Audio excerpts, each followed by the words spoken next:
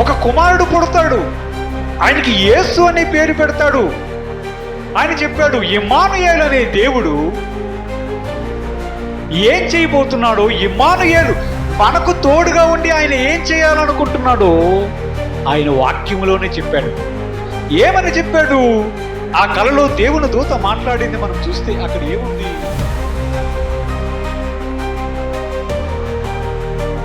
దేవునికి మహిమ కలుగును గాక. హల్లెలూయా, హల్లెలూయా. మత్తయి సువార్త 1వ అధ్యాయం 20 నుంచి 25 వచనాలు చదువుకుందాం. అతడు ఈ సంగతులను గూర్చి ఆలోచించుకొనుచుండగా, ఇదిగో ప్రభు దూత స్వప్నమందు అతనికి ప్రత్యక్షమై, దావీదు కుమారుడైన యోసేపు, నీ భార్య అయిన మరియను చేర్చుకొనుటకు భయపడకము, ఆమె గర్భము ధరించినది పరిశుద్ధాత్మ వలన కలిగినది, ఆమె యొక్క కుమారుని కనును, తన ప్రజలను వారి పాపముల నుండి ఆయనే రక్షించును గనక ఆయనకు యేసు అని పేరు పెట్టుదువనెను. ఇదిగో కన్యక గర్భవతి కుమారుని కనును, ఆయనకు ఇమ్మానుయేలు పేరు పెట్టుదురు అని ప్రభు తన ప్రవక్త ద్వారా పలికిన మాట నెరవేరినట్లు ఇదంతయు జరిగెను. ఇమ్మానుయేలు పేరునకు భాషాంతరమున దేవుడు మనకు తోడని అర్థము. యోసేపు నిద్ర మేలుకొని ప్రభుదూత తనకు ఆజ్ఞాపించిన ప్రకారము తన భార్యను చేర్చుకొని ఆమె కుమారుణ్ణి కను వరకు ఆమెను ఎరగకుండెను. అతడు ఆ కుమారునికి యేసు అని పేరు పెట్టెను.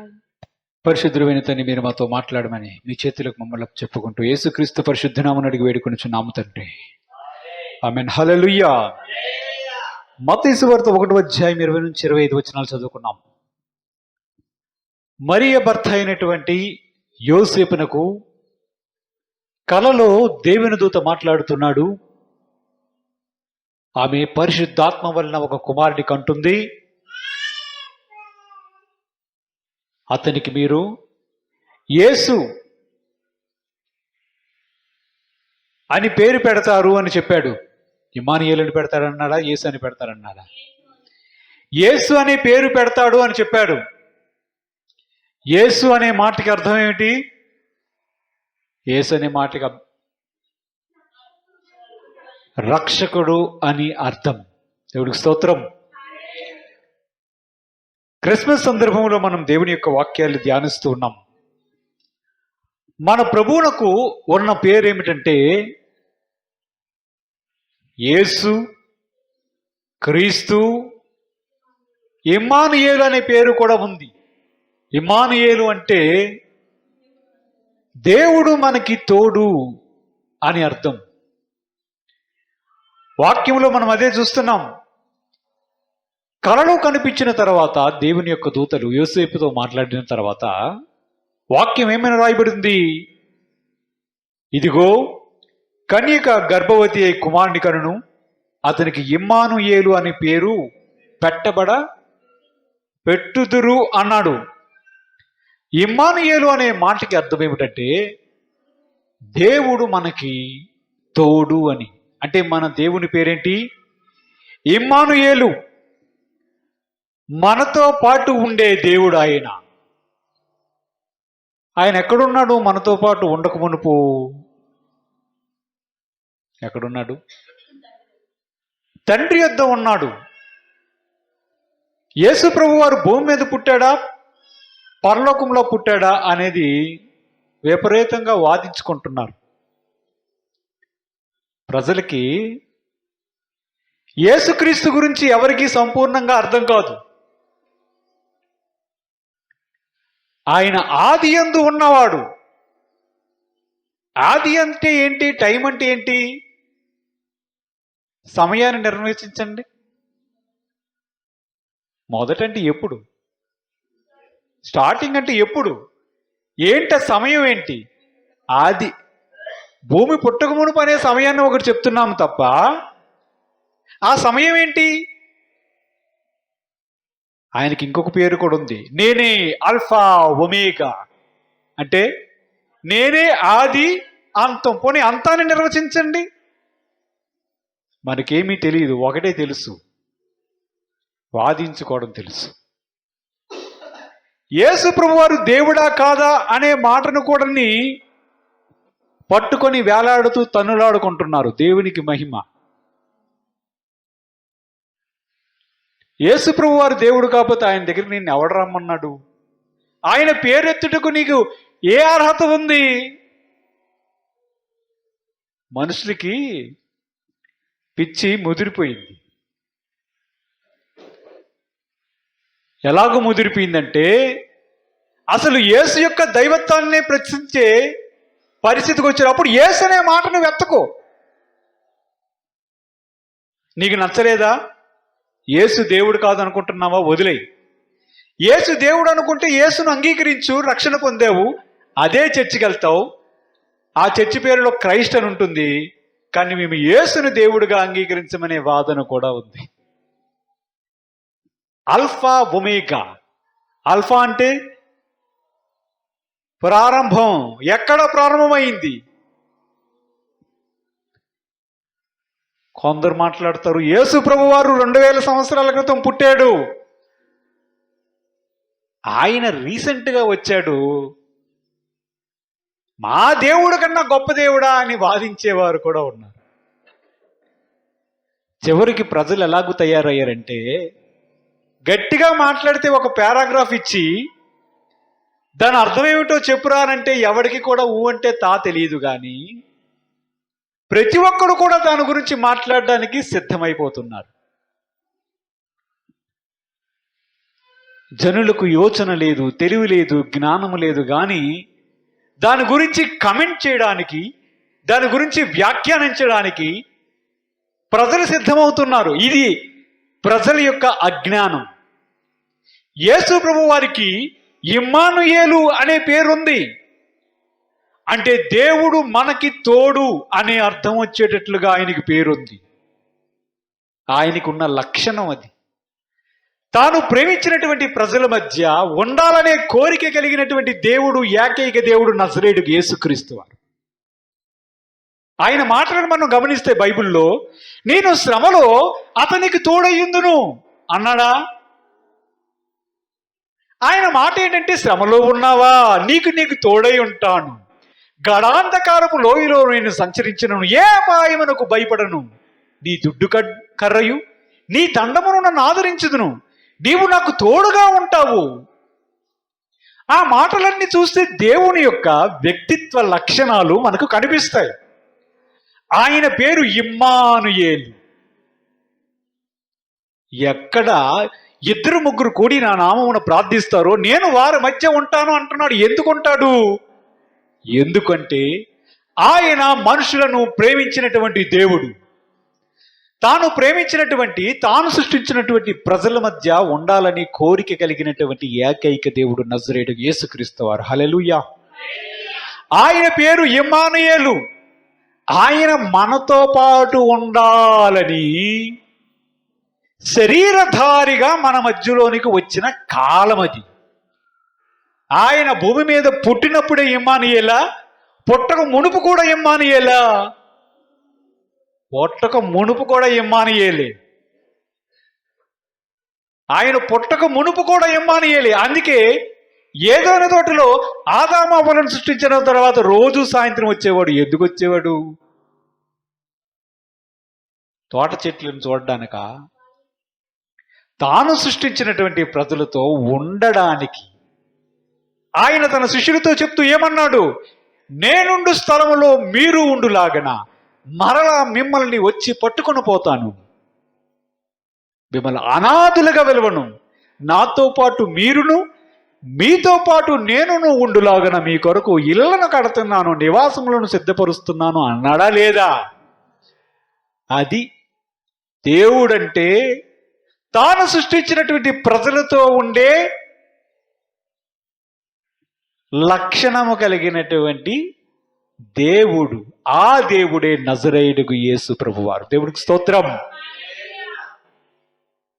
యోసేపుకు చెప్తున్నాడు, దేవుని దూత చెప్తున్నాడు, ఆమె పరిశుద్ధాత్మ వలన గర్భవతిగా ఉంటుంది, ఒక కుమారుడు పుడతాడు, ఆయనకి యేసు అనే పేరు పెడతాడు.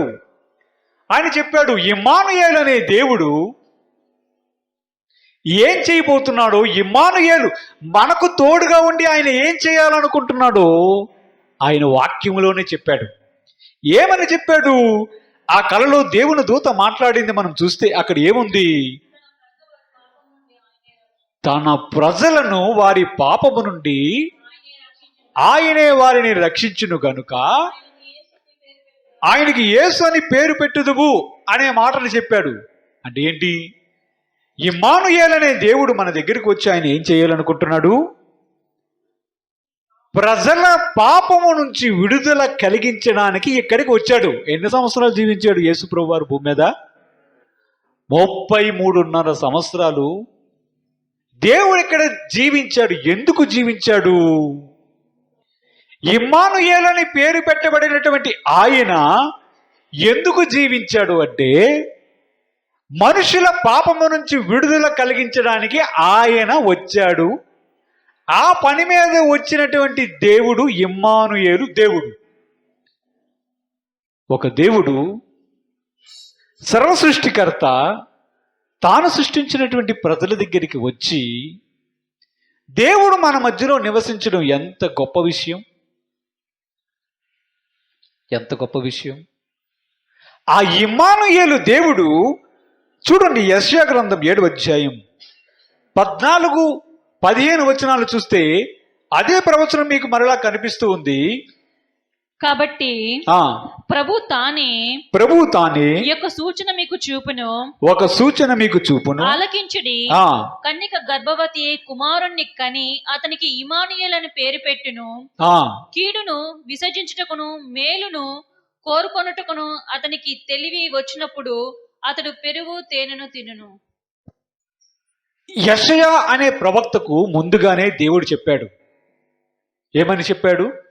ఇమ్మానుయేలు అనే పేరు పెడతారు. ఒక కన్యక గర్భవతిగా ఉండి ఒక కుమారుని కంటుంది. ఆ కుమారుడి పేరు ఇమ్మానుయేలు అని పేరు పెడతారు అని ముందుగానే దైవవాక్యములో ప్రవచనం చెప్పబడింది. అదే ప్రవచనం యేసుక్రీస్తు వారి పుట్టుకలో నెరవేరింది. యేసు ప్రభు వారు మన మధ్యలో ప్రజల మధ్య ఇమ్మానుయేలుగా నివసించడం మనం చూస్తున్నాం. చూడండి, యోహాను సువార్త 1వ అధ్యాయం 1-2 వచనాలు మనం చూద్దాం. యోహాను సువార్త ఆదియందు వాక్యముండెను, వాక్యము దేవుని యొద్ద ఉండెను, వాక్యము దేవుడయ్యుండెను, ఆయన ఆదియందు దేవుని యొద్ద ఉండెను, సమస్తమును ఆయన మూలంగా కలిగెను. ఈ ఇమ్మానుయేలు ఎక్కడుండేవాడు? దేవుని యొద్ద ఉండెను. ఏముంది వాక్యంలో? ఆయన పేరేంటి? యేసు ప్రభు వారి యొక్క పేరేంటి? వాక్యమయున్న దేవుడు. ఆయన పేరు వాక్యం అనే పేరు కూడా ఉంది. ఏముంది? వాక్యం అనే పేరు ఉంది. ఎప్పుడున్నాడు? ఆదియందు వాక్యముండెను, వాక్యము దేవుని యొద్ద ఉండెను. అంటే తండ్రి యొద్ద ఉన్నాడు. వాక్యము దేవుడై ఏమై ఉన్నాడు? చూడండి, ఇప్పుడు చూడండి. వాక్యం యేసు ప్రభు వారు. అక్కడ ఏముంది స్పష్టంగా? వాక్యము దేవుడై. ఒకడు చదివాడు, మహానుభావుడు, ఆక్స్ఫర్డ్ యూనివర్సిటీలో చదివున్నాడు, తెలుగోడే, ఊరికే జోక్ చెప్తున్నాను కానీ వాడు ఏమంటాడంటే వాక్యము దేవుడై ఉండెను. It is a past tense. అంటే అతను ఎప్పుడో ఒక కాలంలో దేవుడై ఉన్నాడు కానీ తర్వాత దేవుడు కాదట. ఈయనేం చేయాలి? ఈ మేధావులను ఎక్కడికి పంపించాలి? ఆ ఎలాన్ మస్క్ మార్స్ మీద ఇల్లులు కట్టాలనుకుంటున్నాడంట. అక్కడికి పంపించాలి. అక్కడ పంపిస్తే వాక్యము దేవుడై ఉండెనో ఉన్నాడో అర్థమవుతుంది. మనుషులకి విపరీతమైనటువంటి బుద్ధి పడుతుంది. దేవుని యొక్క వాక్యాన్ని వివరించుటకు దేవుడు అధికారం ఇవ్వాలి. గ్రహించే శక్తిని దేవుడు అనుగ్రహించాలి. పిచ్చి పిచ్చిగా మాట్లాడడం, ఇష్టానుసారముగా వ్యాఖ్యానించడం, సర్వసృష్టికర్తనే వాక్యములో సరిగ్గా చూడనటువంటి మేధావులు వాక్యం దేవుడై ఉండునట.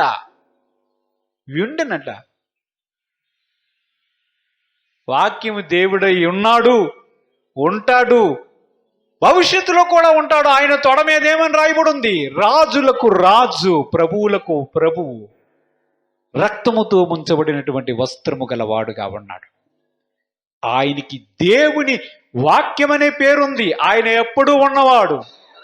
అబ్రాము పుట్టక మునిపే ఉన్నవాడు. ఇప్పుడు మనుషులతో ఉండాలని, దేవుడు తాను సృష్టించినటువంటి ప్రజలతో ఉండాలని ఆయనకి ఇమ్మానుయేలు అని పేరు పెడతారు అని ప్రవచనము ద్వారా చెప్పి దేవుడై ఉన్నటువంటి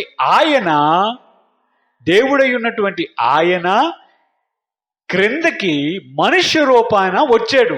ఆయన పేరు వాక్యం, ఆయన పేరు యేసు, ఆయన పేరు ఇమ్మానుయేలు, ఆయన పేరు అల్ఫా, ఆయన పేరు ఒమేగా.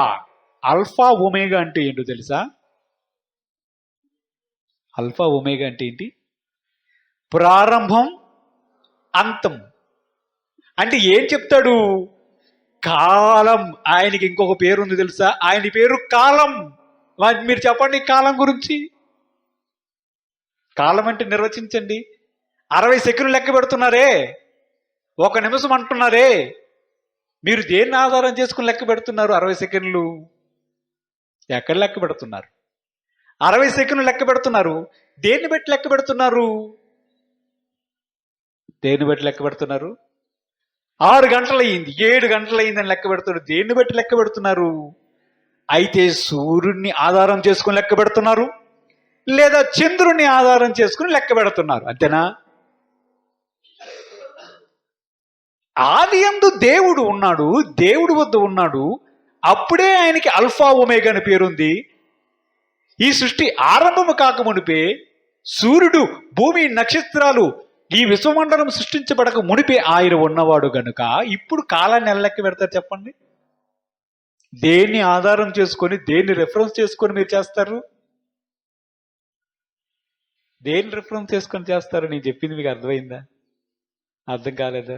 యేసు రక్తమే జయం. హల్లెలూయా. సమయాన్ని లెక్క పెట్టాలి. ఇప్పుడు టైం అయింది. దేన్ని బట్టి లెక్క పెడతాం?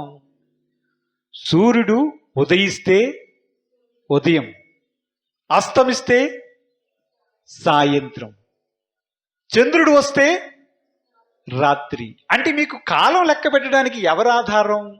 సూర్యుడు గాని, చంద్రుడు గాని. ఇంతవరకు ఓకేనా? నేను ఆది నుంచి ఉన్నవాడిని, భూమి ఆకాశములు పునాదులు వేయబడక మునిపే నేను ఉన్నవాడిని, తండ్రి యొద్ద ఉన్నవాడిని, నేను వాక్యమై ఉన్నాను, నా పేరు వాక్యం, నేను అల్ఫా ఒమేగా అంటున్నాడు. అప్పటికి సూర్యుడు లేడు, చంద్రుడు లేరు. ఆయన అప్పటికే నేను చెప్తున్నాడు అల్ఫా ఒమేగా అని. ఇప్పుడు చెప్పండి, టైం దేని ప్రకారం లెక్క పెడతారు? అక్కడ సూర్యుడు ఉన్నాడా? చంద్రుడు ఉన్నాడా? మరి టైం ఎలా లెక్కెడతావు? ఆయనే కాలం, ఆయన పేరే కాలం, ఆయన పేరు అల్ఫా, ఆయన పేరు ఒమేగా. ఇది 2 సార్లు చెప్తే కానీ మనకు అర్థం కాదు. ఆయన దేవుడై ఉన్నాడంటే అర్థం ఏంటి? ఆయనే దేవుడు, మహాదేవుడు. దేవుడికి స్తోత్రం కలుగును గాక. హల్లెలూయా. ఆయనకు ఇమ్మానుయేలు అని పేరుంది. ఆయనకి ఏంటన్నో తెలుసా? ఆయనకి ప్రేమించడం అనే ఒక లక్షణం ఉంది. ఆ బలహీనతే ఉంది. అది బలహీనత, బలమా? మళ్ళీ వీడికి బలహీనత ఉంది, దేవుడికి బలహీనత ఎక్కడైనా ఉందా అంటారేమో. అపొస్తలుడైన పౌలు గారు కొరింథీయులకు రాసినటువంటి పత్రికలో ఒకసారి మాట అన్నాడు, దేవుని యొక్క వెర్రితనం మనుషుల వెర్రితనం కంటే అని చెప్పి ఒక కంపారిజన్ చేశాడు. అవునా? అపొస్తలుడైన పౌలు గారు పరిశుద్ధాత్మ ద్వారానే రాశారు పత్రిక. మరి దేవునికి వెర్రితనం అంటాడేమిటి? ఆ బలహీనత, దేవుడికి ఉన్న బలహీనత ఏంటి తెలుసా? ప్రేమించడం అనేది ఆయన ఆయనలో ఉన్న లక్షణం. అందువలనే దేవుడు లోకమును ఎంతగానో ప్రేమించెను కాగా తన అద్వితీయ కుమారుని యందు నమ్మికించువాడు నశింపగా నిత్యజీవం పొందినట్లుగా ఆయన తన కుమారుడు మనకు అనుగ్రహించారని వాక్యం సెలవిస్తుంది. అంటే ఏంటి? యేసు ప్రభు వారు ఇమ్మానుయేలుగా భూమి మీదకి రావడానికి, మన దగ్గరికి రావడానికి కారణం ఏమిటి? ఎందుకంటే ఆయన తాను ప్రేమించినటువంటి ప్రజలను ప్రేమించడమే దానికి కారణం. అందుకే ఇమ్మానుయేలుగా ఆయన రావడానికి కారణం ఏమిటంటే ఆయన ప్రేమే దానికి కారణం. అందుకే ఆయన ప్రేమించాడు గనుకనే మన దగ్గరికి వచ్చాడు. ఒకవేళ దేవునికి ప్రేమే లేదు అనుకుందాం, మనుషులందరూ సృష్టించాడు, అలా వదిలేశాడు. మనుషులే కదా, నేను సృష్టించిన సృష్టే కదా, పోతే పోతారు అని విడిచిపెట్టి ఉంటే ఆయనకి ఏమైనా నష్టం జరుగుతుందా? మామూలుగా ఆలోచించండి. 2 చపాతీలు తయారు చేశారు, తింటే తిన్నాను, పోతే పోయిందని వదిలేశారు. ఏమవుతుంది? పాడైపోతాడు. అంతేనా? మీకేమైనా నష్టం జరుగుతుందా? మనము మట్టిలో నుంచి తీయబడినటువంటి పురుగులం. ఆయన దృష్టికి మిడతల వలె కనిపించే పురుగులం. పురుగు కరెక్టేనా? పురుగు వంటి యాకోబు అన్నాడు. పురుగే, ఎక్కువ కాలం జీవించే పురుగు కాదు ఇది. అంతలో కనబడి అంతలోనే మాయమైపోయే ఆవిరి. మనకి ఇంకా చాలా విలువ లేని పేర్లు ఉన్నాయి. ఆవిరి, పురుగు, గడ్డి పువ్వు అందం. మన కంపారిజన్ ఆయనకి అల్ఫా ఒమేగా, ఇమ్మానుయేలు, వాక్యమై ఉన్నాడు, సదాకాలము నివసించువాడు, సమీపించరాని తేజస్సులు నివసించేవాడు. అవి ఆయన పేర్లు. ఈ మనిషి ఎలాగ ఎగిరెగిరి పడతాడంటే, నేనే సర్వజ్ఞానిని, అనంత జ్ఞాని, నా దగ్గర నేర్చుకోండిరా అని ఛాలెంజ్ చేసేవాళ్ళు చాలా మంది ఉన్నారు.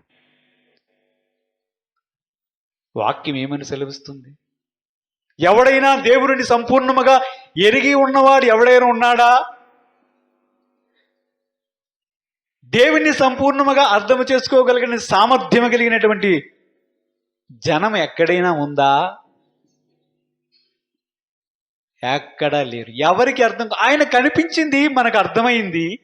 మనకున్నటువంటి ఆ మిడితమైనటువంటి చిన్న జ్ఞానంలోనే ఆయన చూస్తున్నాం. ఆ చిన్న జ్ఞానంలోనే చూస్తున్నాం. మనకు వచ్చిన దర్శనమైనా, లేదా మోసే చూసినటువంటి దేవుని యొక్క వెనక భాగమైన ఆ చిన్న భాగమే. ఆయనే స్వయంగా చెప్పాడు మోషేతో, నన్ను చూసి ఎవడు బతకలేడు, కాకపోతే నేను బండ సందుల్లో నిన్ను ఉంచి నిన్ను దాటి వెళ్ళిపోయేటప్పుడు నా పార్శ్వ భాగాన్ని మాత్రం నీకు చూపిస్తాను. అంటే నా వెనక భాగాన్ని మాత్రమే కొంచెం అలాగ చూస్తావు మోషే, నువ్వు చూడలేవు అన్నాడు. ఎందుకన్నాడు? ఆయన అనంతమైనటువంటి శక్తి కలిగినటువంటి దేవుడు. కానీ ఆ దేవుడు ఇమ్మానుయేలుగా ప్రజలతో ఉండడానికి తన్ను తాను తగ్గించుకొని సర్వాన్ని విడిచిపెట్టి సాధారణమైన మనిషిగా మన మధ్యలోనికి వచ్చాడు. అతి సాధారణమైన మనిషిగా వచ్చాడు. నేను అబ్రహాము పుట్టక మునిపే ఉన్నాను అన్నాడు. అనగానే మనుషులకు మండింది. ఏంటి? అబ్రహాము పుట్టక మునిపి ఉన్నావా? నీకు 40 సంవత్సరాలు కూడా లేవే. మనకి తెలిసింది ఏంటంటే, అంతే తెలుసు, ఈ గుడిని పడగొట్టండి, 3 రోజుల్లో దాన్ని లేపుతాను అన్నాడు. అంటే వాళ్ళు ఏమనకు అర్థమైంది? వాళ్ళకి అర్థమైంది ఏంటంటే, ఈ గుడినే పడగొట్టమంటున్నాడు అని అర్థమైంది తప్ప ఆయన మాట అర్థం చేసుకోలేకపోయారు. అది మన మేధావితనం. కానీ ప్రజలు ఎలాగ ఉన్నారంటే విపరీతమైనటువంటి బుద్ధి కలిగి, ఎవడికి తోచింది వాడు నిర్వచించుకొని, ప్రజల యొక్క మనసులను చెడగొట్టడానికి, దేవుడి ప్రజలను ఆయన వద్ద నుంచి తొలగించడానికి, ఆయనకి దైవత్వమే లేదని చెప్పిన వాళ్ళకి ఏమని దేవుడు శిక్షిస్తాడు భవిష్యత్తులో చూడాలి. భవిష్యత్తులో న్యాయపీఠం ముందు దేవుడు ఏమని వారికి చెప్తారో మనం అందరం చూద్దాం. వాక్యంలో ముందు చూద్దాం. యోహాను సువార్త 1:14 మనం చూస్తే, ఆయన వాక్యమై ఉన్న దేవుడు ఇప్పుడు ఏమయ్యాడో చదవండి.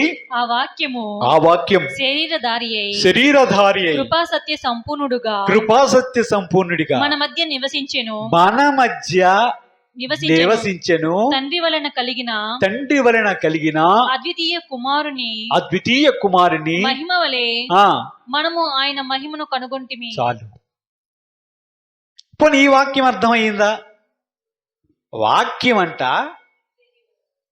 శరీరాన్ని ధరించుకొని కృపా సత్య సంపూర్ణిగా మన మధ్యలో ఇది పోనీ అర్థమైందా? వాక్యం అంటే ఏంటి? ఇంగ్లీష్ బైబిల్ ఏముంటుంది? The word. ఇంకొక విధంగా అర్థం చేసుకోవాలంటే శబ్దం. శబ్దం. ఎక్కడైనా ధ్వని తరంగాలు ధ్వని వాయువా ద్రవ పదార్థమా? వాయు పదార్థం. ఈ ప్రపంచంలో ఉండే పదార్థాలు ఏంటి? వాయువు, ద్రవ పదార్థం, ఘన పదార్థం. అంతేనా? అయితే గాలి అయి ఉండాలి, లేదా ఘన పదార్థం అయి ఉండాలి, లేదా ద్రవ పదార్థం అయి ఉండాలి. అంతేనా? గోడ ఏంటి? ఘన పదార్థం. నీరు ద్రవ పదార్థం. మనకు కనిపించినటువంటి ఆక్సిజన్ వాయు పదార్థం.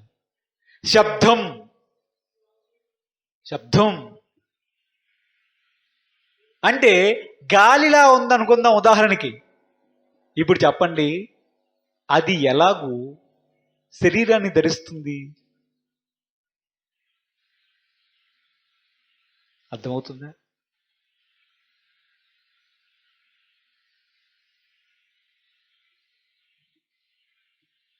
శబ్దం లేదా వాక్యం ఎలాగూ శరీరము ధరిస్తుంది?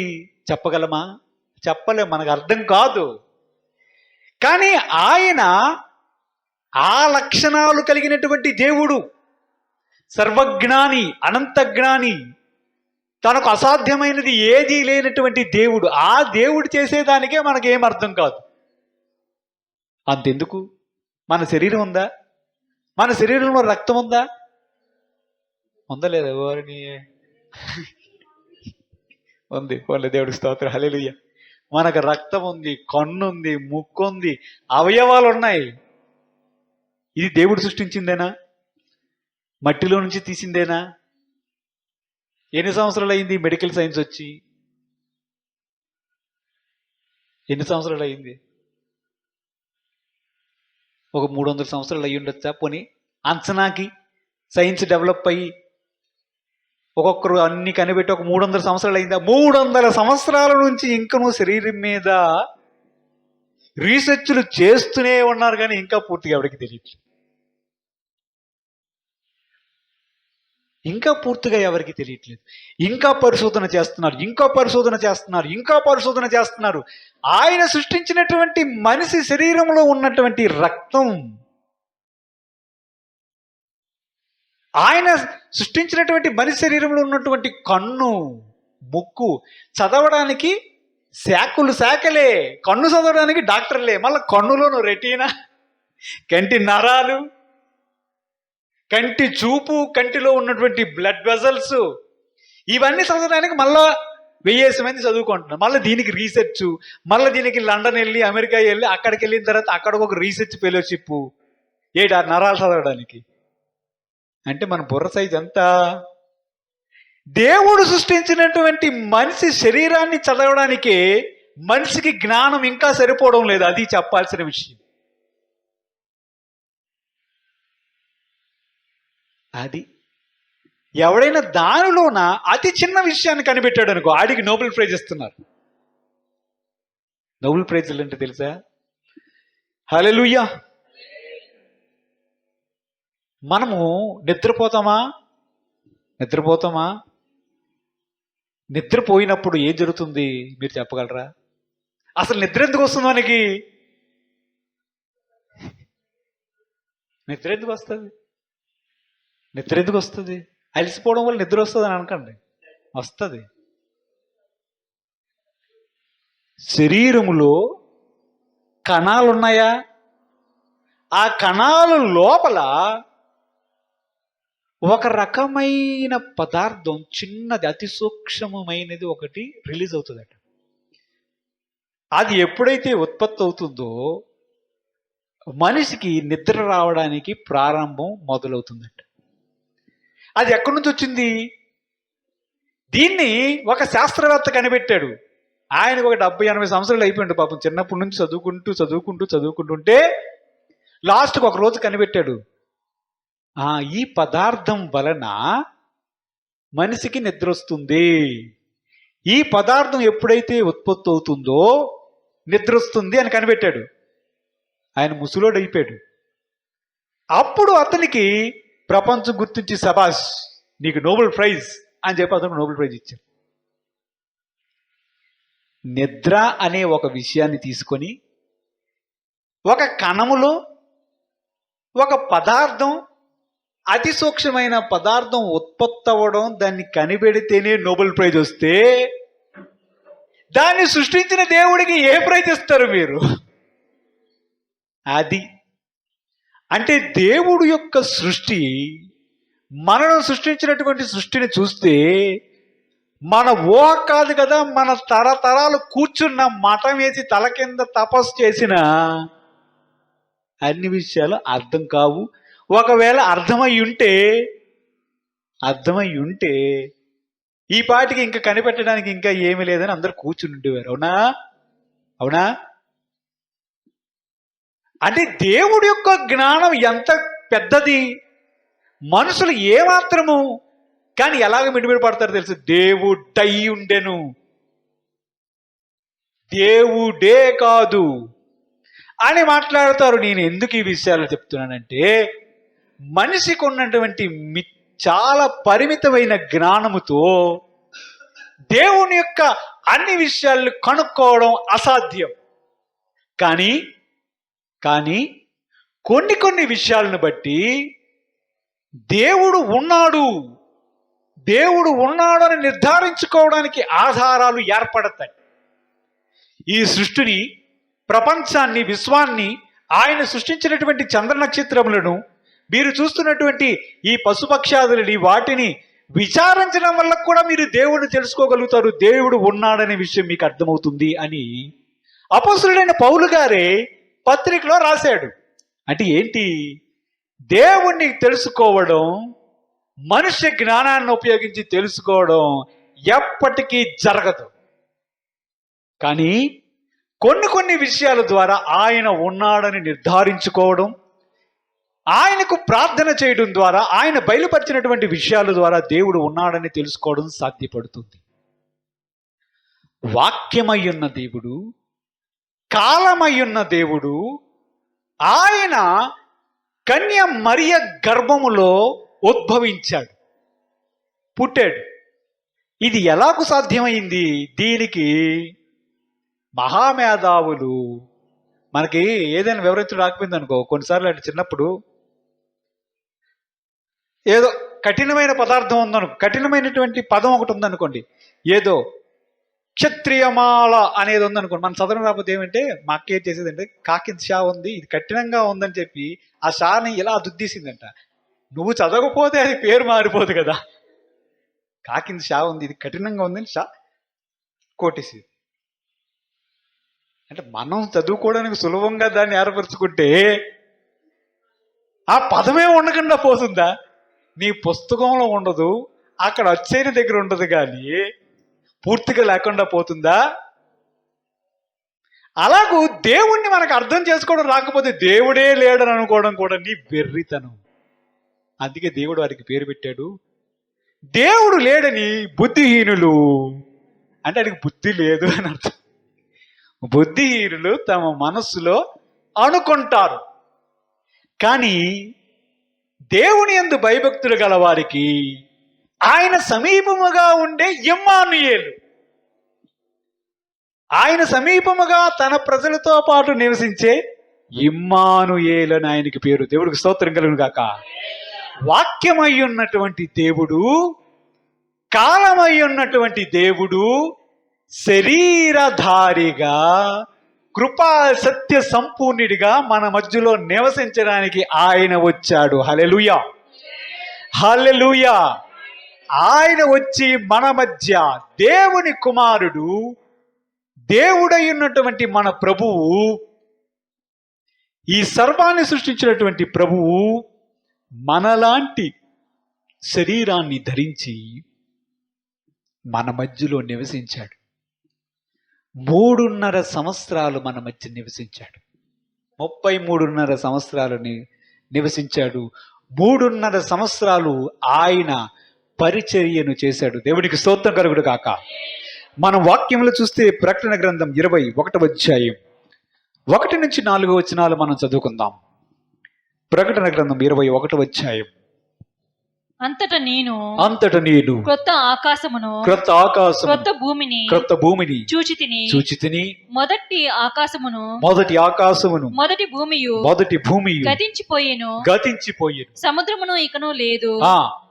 మరియు నేను నూతనమైన యెరూషలేము అను ఆ పరిశుద్ధ పట్టణం తన భర్త కొరకు అలంకరింపబడిన పెండ్లి కుమార్తె వలె సిద్ధపడి పరలోకమందున్న దేవుని యొద్ద నుండి దిగి వచ్చుట చూచి తిని అప్పుడు ఇదిగో దేవుని నివాసము మనుషులతో కూడా ఉన్నది. ఆయన వారితో కాపురముండును. వారు ఆయన ప్రజలయ్యుందురు. దేవుడు వారే దేవుడయ్యుండి వారికి తోడయ్యుండును. ఆయన వారి కన్నుల ప్రతి బాష్ప బిందువును దేవునికి స్తోత్రం కలుగును గాక. హల్లెలూయా. భవిష్యత్తులో జరగబోయే విషయాన్ని దేవుడు చెప్తున్నాడు. నేను ఇమ్మానుయేలనే దేవుడై ఉన్నాను. ఇప్పుడు భూమి మీద 33.5 సంవత్సరాలు జీవించాను, మీకు తోడుగా ఉన్నాను. ఇప్పుడు ఆత్మస్వరూపిగా మీ మధ్య సంచరిస్తూ ఉన్నాను. కానీ భవిష్యత్తులో గుర్తుపెట్టుకోండి, పరిశుద్ధమైనటువంటి ఆ పట్టణం, ఏ పట్టణం అది? నూతన యెరూషలేము అనే పట్టణం క్రొత్త భూమి మీదకి, క్రొత్త ఆకాశం మీదకి దిగి రాబోతోంది. మనం చూస్తున్నటువంటి ఈ భూమి, ఈ ఆకాశం ఇక మీదట ఉండదు. అక్కడికి పరలోకము నుంచి రాబోతున్నటువంటి పట్టణం ఒకటి దిగి రాబోతుంది.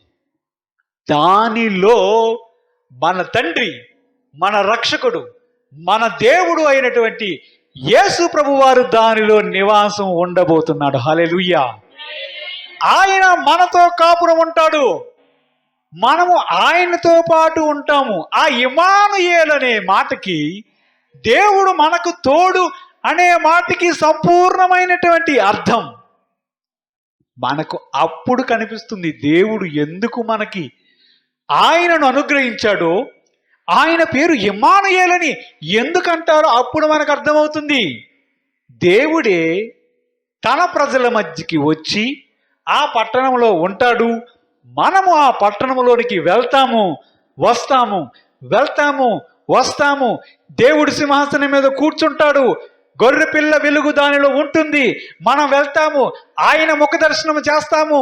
ఆయనను ప్రేమించే ప్రజలందరూ ఆయన దగ్గర ఉండి ఆయన ముఖ దర్శనం ప్రతిరోజు చేస్తూ, నాదా సత్యస్వరూపి, నీవే దేవుడు అయి ఉన్నావు, మా కన్న తండ్రి, నీవే ఇమ్మానుయేలువి, మా కోసం నీవు ఇంత గొప్ప త్యాగం చేసావా, మా కోసం నీవు ఇలాగ వచ్చావా, ప్రాణత్యాగం చేసి నన్ను రక్షించుకున్నావా, నీ పేరు తిరిగి ప్రజలముగా ఉన్నటువంటి నన్ను చూసి నీవు రక్షించి కృప చూపించి, ఇదిగో నీ రాజ్యములో ఉండడానికి, ఇదిగో ఈ నూతనమైన యెరూషలేము పట్టణములో నీతో పాటు ఉండడానికి, నీవే మాతో ఉండడానికి ఇక్కడ దిగి వచ్చావు అని చూచి,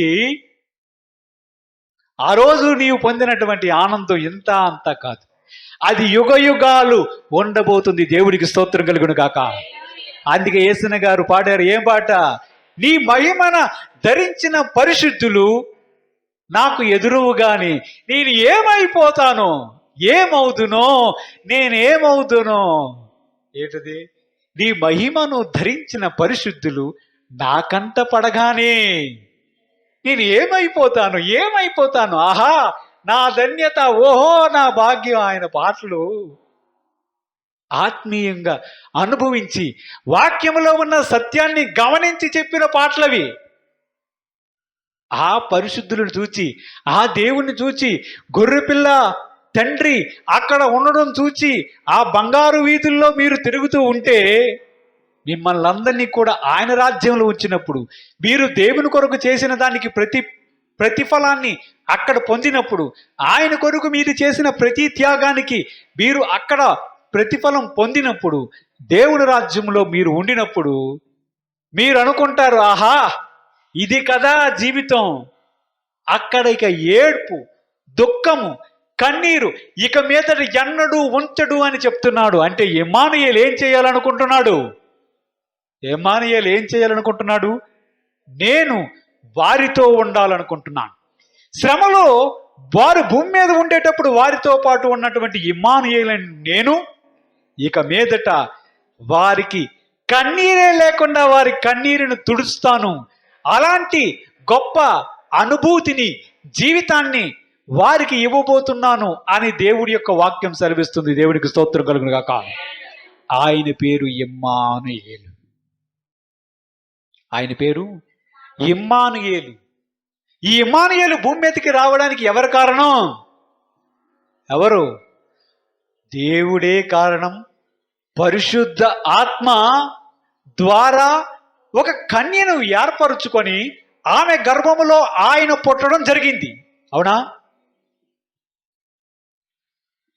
దేవదూషణ చేసే కొంతమంది గుంపు మరియమాతను ఇష్టానుసారముగా ఆమె మీద దూషణలు పలికి ఆమె గర్భవతి అవ్వడానికి గల కారణాన్ని రోమా సైనికుల మీద నింద మోపి ఆవిడ్ని అవమానపరిచే దుష్టులు, దుర్మార్గులు కూడా ఈ లోకంలో ఉన్నారు. అదే చెప్తున్నాను కదా, మనకు అర్థం కాలేదు మాట్లాడే, మనకు నచ్చలేదు చెట్టుగా ప్రచారం చేసేయి. మనకు నచ్చపోతే ఏం చేస్తాం? చెడ్డగా ప్రచారం చేసి వాడి మీద తోసేయి, వీడి మీద తోసేయి. లేకపోతే ఆవిడ గర్భవతిగా అయింది పరిశుద్ధాత్మ వలన అంటే అలాగెలాగవుతుంది? పురుషుని జాడ లేకుండా స్త్రీ ఎలా గర్భవతి అవుతుంది? కాబట్టి ఇక్కడ ఏదో అవుతుంది. అదే వారి దగ్గర ఉందనుకోండి, సూర్యుడు లెగిశాడు, చంద్రుడు లెగిశాడు, లేకపోతే సముద్రం వచ్చి మాట్లాడిందంటే నిజమే. సముద్రం ఎలా మాట్లాడుతుందిరా? సముద్రం ఎలా మాట్లాడుతుంది? సముద్రం ఎలా మాట్లాడుతుంది? అక్కడ మాత్రం లాజిక్లు పనిచేయవు. అక్కడ దేవుడు, ఇక్కడ మరీ దగ్గరకు వచ్చినప్పుడు మాత్రం మనిషి. అదే మనం మనిషి. మనకి తెలిసిన జ్ఞానం, మనకున్న బుద్ధిహీనత విషం కక్కినట్లు ప్రజలు కక్కుతున్నారు. కానీ వాక్యం సెలవిస్తుంది, కన్య మరియ గర్భాన మన ప్రభువును రక్షకుడు అయిన నజరేతు వాడు పుట్టాడు. హల్లెలూయా. ఆయన పేరు ఇమ్మానుయేలు. వాక్యం ఎంత స్పష్టంగా రాశారంటే, పరిశుద్ధ ఆత్మ ద్వారా ఆమె గర్భవతి అయ్యింది. మీరు బైబిల్లో కానీ జాగ్రత్తగా పరిశీలన చేస్తే వాక్యములో చాలా చోట్ల మరియను యేసు ప్రభువు వారి తల్లిగా వాక్యం చెప్పడం మనం చూస్తాం. కానీ మరియ భర్త అయినటువంటి యోసేపును మాత్రం ఎక్కడ కూడా తండ్రి అని చెప్పాడు మనము చూడం. వాక్యంలో మనం చూద్దాం. మత్తయి సువార్త 1వ అధ్యాయం 20వ వచనములో ఏముంది? అతడు ఈ సంగతులను గూర్చి ఆలోచించుకొనుచుండగా, ఇదిగో ప్రభు దూత స్వప్నమందు అతనికి ప్రత్యక్షమై, దావీదు కుమారుడైన యోసేపు, నీ భార్య అయిన మరియను చేర్చుకొనుటకు భయపడకుము, ఆమె గర్భము ధరించినది పరిశుద్ధాత్మ వలన కలిగింది అని వాక్యం అక్కడ మనకి స్పష్టంగా తెలియజేస్తుంది. అవునా? ఇప్పుడు మనం చూద్దాం యోహాను సువార్త 2వ అధ్యాయం 1 నుంచి 4 వచనాలు కూడా చదువుకుందాం. వాక్యం ఏమని సెలవిస్తుంది? ఒకవైపేమో పరిశుద్ధాత్మ వలన గర్భము ధరించినటువంటి మరియా అని చెప్తూ ఉంది. ఇంకొక వైపు నుంచి ఏం చెప్తుందో చూడండి. మూడవ దినమున గలిలయలోని ఆ కానాను ఊరిలో ఒక వివాహము జరిగెను. యేసు తల్లి అక్కడ ఉండెను. ఎవరి తల్లి? యేసు తల్లి అక్కడ ఎవరి ఉండెను. తల్లి? యేసు తల్లి ఎలాగవుతుంది చెప్పండి?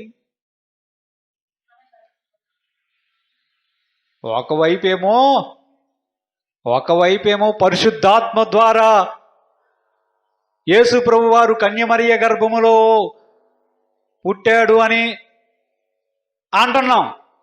ఇక్కడ వాక్యం ఏమని తెలుస్తుంది?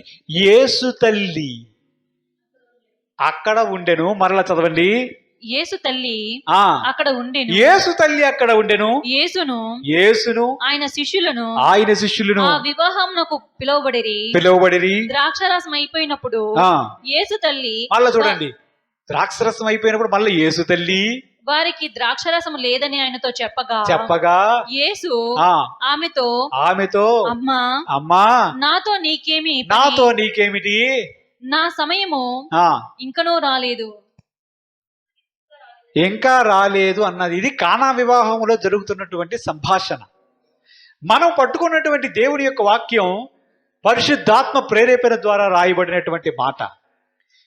ఇదే వాక్యం, ఈ వాక్యమే దేవుడు, ఆ వాక్యమే తనకు తాను కూడాని వ్రాయించి మన చేతిలో పెట్టాడు. ఈ బైబిల్ గ్రంథంలో వ్రాయబడినటువంటి ఏ మాట కూడా మనుషుల యొక్క ఆలోచన ద్వారా పుట్టినవి కావు. అది అందరికీ అర్థము కాదు. దూషించేవారు దూషిస్తూ ఉంటారు, నమ్మేవారు నమ్ముతూ ఉంటారు. దేవుని యొక్క శక్తి ఎవరికైతే బయలుపరచబడుతుందో ఇది దేవుని యొక్క వాక్యమని వారికి అర్థమవుతుంది, అంగీకరిస్తారు. అదే వాక్యం చెప్తుంది యేసు ప్రభు వారు పరిశుద్ధాత్మ ద్వారా ఈ లోకంలోకి రావడం జరిగింది, మరియ గర్భాన్ని ధరించడం జరిగిందని చెప్తుంది.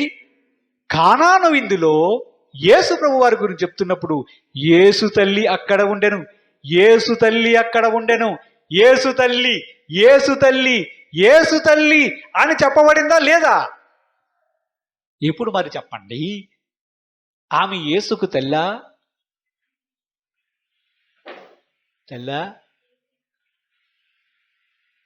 మరి పరిశుద్ధాత్మ ద్వారా పుట్టినాడు కదా, యేసు తల్లి ఎలాగవుతుంది?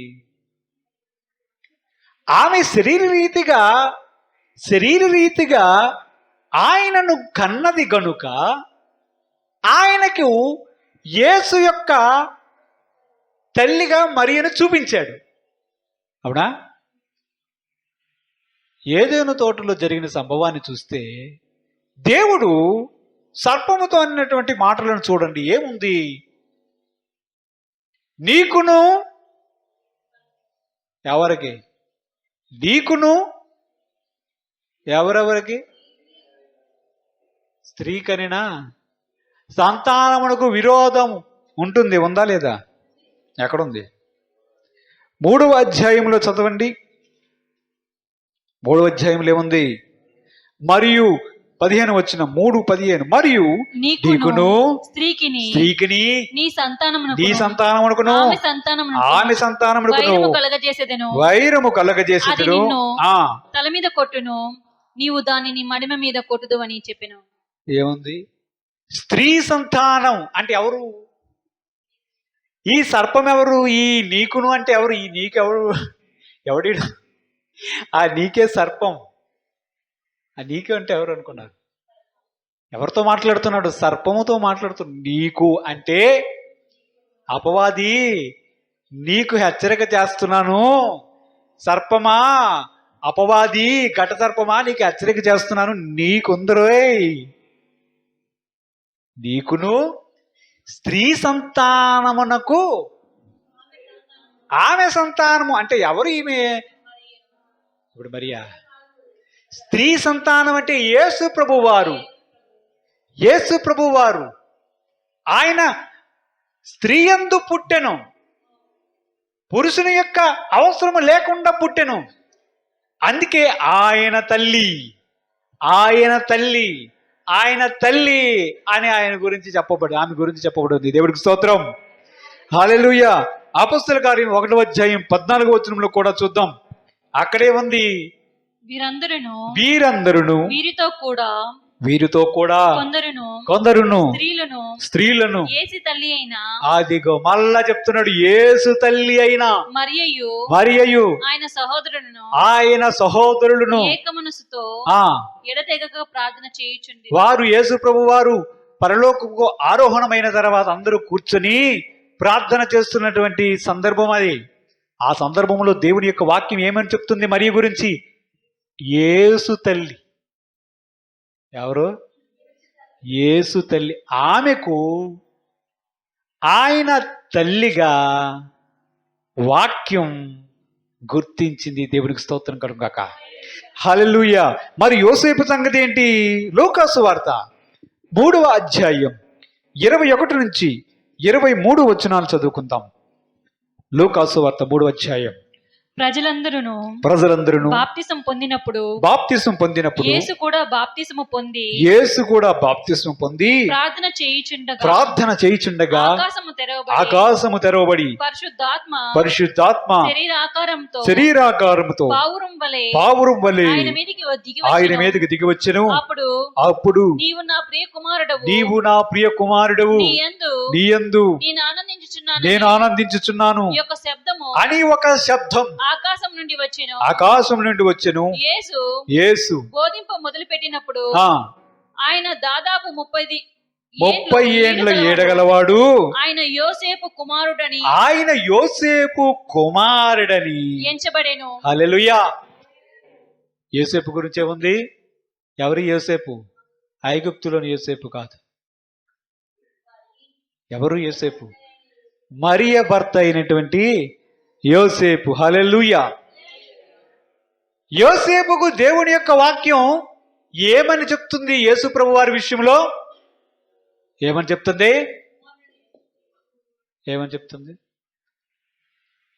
ఆయన కుమారుడని ఎంచబడ్డాడు. అంటే కుమారుడని ఎంచబడ్డం ఏంటి? కుమారుడేంటి? నీకు అతడు కుమారుడు, నీకు కుమారుడిగా ఎంచబడ్డాడు. రెండిటికి తేడా ఏంటి? ఎంచబడ్డం అంటే పెంచడం. హల్లెలూయా.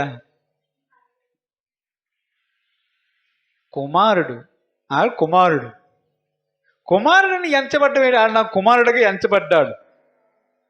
దేవుడి స్తోత్రం. అంటే ఏంటి?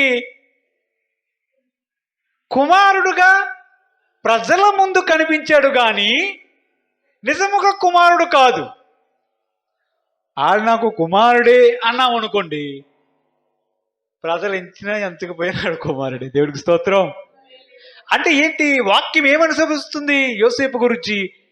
ఎంచబడినటువంటి స్థితిలోనే యోసేపును చూపించాడు తప్ప ఎక్కడను కూడా మరియ భర్త అయినటువంటి యోసేపును తండ్రిగా వాక్యం చెప్పలేదు.